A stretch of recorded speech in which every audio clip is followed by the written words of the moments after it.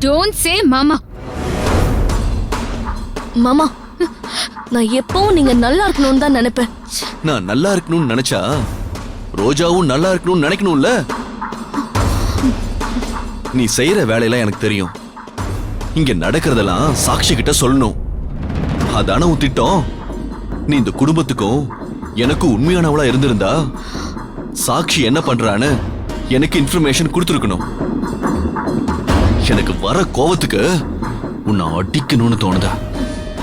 பொம்பளைய அடிக்க கூடாதுல்ல, அதனாலதான் ரோஜாவை விட்டு உன்னை அடிக்க சொன்னேன்.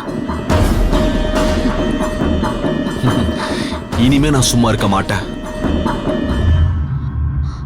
சாக்ஷி எஸ்கேப் ஆயிட்டா, அது உனக்கும் தெரிஞ்சிருக்கும். நீ அவகிட்ட போய் சொல்லு, இன்னும் 50 நாளுக்குள்ள நான் இந்த கேஸ முடிச்சிருவேன்.